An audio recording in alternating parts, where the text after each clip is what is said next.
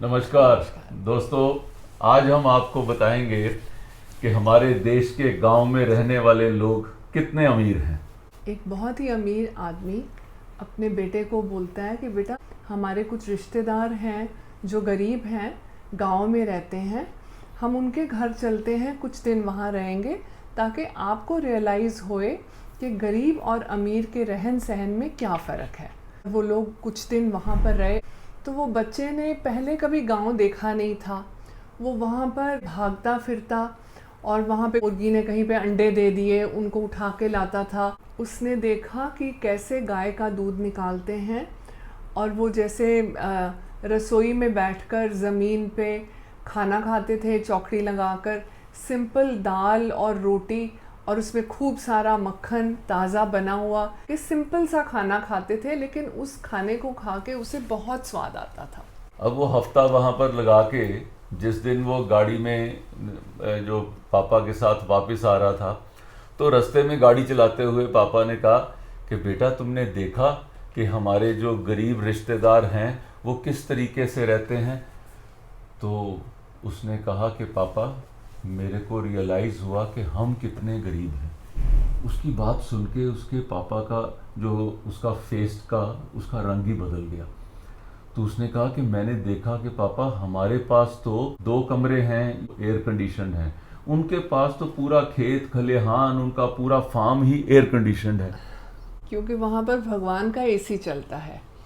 ऐसे ही उस बच्चे ने बोला कि पापा, हमारे घर में तो 6 पैकेट दूध आता है, लेकिन वो अंकल के पास तो 6 गाय हैं जो इतना सारा दूध देती हैं और उस दूध से उनके पास दही भी बनता है, मक्खन भी बनता है, लस्सी भी होती है, उनके तो बहुत मज़े हैं। उसने कहा कि हमने जब अपना घर के पीछे देखते हैं तो छोटा सा बाग है, हम उसी को गार्डन बोलते हैं, उसी के अंदर रिलैक्स करते हैं, लेकिन उनके घर के अंदर तो एकड़ में फैला हुआ बाग है, जहां मर्जी घूमो फिरो, जहां मर्जी मौज करो। उस बच्चे ने कहा कि पापा, अगर हमको चांद सितारे देखने होते हैं तो हमें अपनी मल्टी स्टोरी बिल्डिंग के ऊपर टेरेस पर जाना पड़ता है, और उनकी कितनी मौज है, वो जब मर्जी अपने रूम से बाहर निकलें और इतना बड़ा आकाश उनको देखने को मिलता है, और चाहे सारी रात वहाँ पे देखते रहो, बाहर खाट लगा के सो जाओ, कोई उनके ऊपर तो रोक टोक ही नहीं है। कहता है कि हमारे घर तो इतनी ब्रेड आती है तो हम ब्रेड पे हल्का सा मक्खन लगाकर खाते हैं। पापा, वहाँ पर तो जितने दिन हम थे, गरम गरम रोटी आती थी और वो जो हमारे अंकल थे उसके ऊपर घर का बना हुआ मक्खन रखते थे। पापा, बहुत मज़ा आया वो खा के। आपको एक्सरसाइज करनी होती है तो आप ट्रेडमिल के ऊपर जॉग करते हो, और वहाँ पर तो ट्रेडमिल की ज़रूरत ही नहीं है। इतनी बड़ी जगह है, इतना बड़ा खेत है, जहाँ मर्जी भागे फिरो, और ना तो ट्रेडमिल का कैलोरी काउंट देखना पड़ता है। मुझे तो यहाँ पे बहुत अच्छा लगा।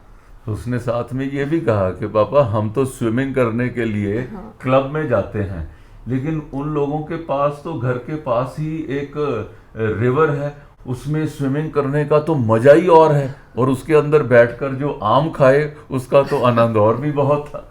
उस बच्चे ने कहा कि पापा, हम लोग आई लव यू शब्द बोलते हैं, लेकिन वो लोग एक दूसरे के साथ इतना प्यार बांटा कि उनको ये कहने की ज़रूरत भी नहीं पड़ती। और वो साथ में ये भी कहता है कि आज रियलाइज हुआ कि हम कितने गरीब हैं और हमारे रिश्तेदार वो कितने अमीर हैं। उस बच्चे की बात सुनकर वो आदमी चुप रह गया। ही हैड नथिंग टू से। उसको रियलाइज़ हुआ कि मेरे बेटे ने, जो हम एक फॉल्स ज़िंदगी जीते हैं, he had seen through all of that. हम शहर में रहते रहते इतना कुछ करने की कोशिश करते हैं कि हम we forget the purpose of life, we forget the meaning of life. और उस छोटे से बच्चे ने उस बात को कितनी गहराई से समझा, और उसने अपने पापा को बताया कि हम गरीब हैं और जो गांव में रहते हैं वो कितने अमीर हैं। ऐसा कहते हैं कि we should have simple living and high thinking. मुझे एक व्यक्ति की ना बात याद आती है, बड़े सुंदर शब्दों में उसने कहा था कि सुना है उसने खरीद लिया है करोड़ों का घर शहर में, सुना है उसने खरीद लिया है करोड़ों का घर शहर में, लेकिन आंगन दिखाने वो आज भी बच्चों को गांव ही लाता है। तो दोस्तों, गांव जो है उसमें हमारे देश की आत्मा बसती है, आज भी 70% से अधिक लोग गांव में रहते हैं। कितने लोग गांव की तरफ वापस जा रहे हैं। आज ज़रूरत इस चीज़ की है कि हम उन्हें उनके घर के पास ही उनका व्यवसाय दे सकें, उनको काम दे सकें। हमारे बाबा भी कहते थे कि जैसे ये बीपीओ इंडस्ट्री है, कॉल सेंटर इंडस्ट्री है, उनको गांव के पास लगाना चाहिए, और ताकि लोगों को अपने गांव में ही रहकर वहां पर काम कर सकें। आज तो इंटरनेट भी घर घर तक पहुंच चुका है, हर गांव तक पहुंच चुका है, तो उसके माध्यम से हर व्यक्ति को वहां कनेक्ट करके हमें उनको एम्प्लॉयमेंट वहीं देनी चाहिए। तो डेंसिटी ऑफ पॉपुलेशन जो शहर में बढ़ रही है, उसके ऊपर भी जो दबाव है वो भी कम होगा। हम बेहतर जिंदगी सब लोगों को दे पाएंगे। जो लोग गांव में रहते हैं, कुछ लोग ऐसा सोचते हैं कि वो हमारे पुअर कजन्स हैं, लेकिन इस कहानी ने बताया है कि सही मायने में वो हमारे रिच कजन्स हैं। एक दोहरी जिंदगी हम एक शहर में जीते हैं, जबकि असली जिंदगी आज भी गांव में है। सनरेज की टीम की तरफ से हार्दिक शुभकामनाएं।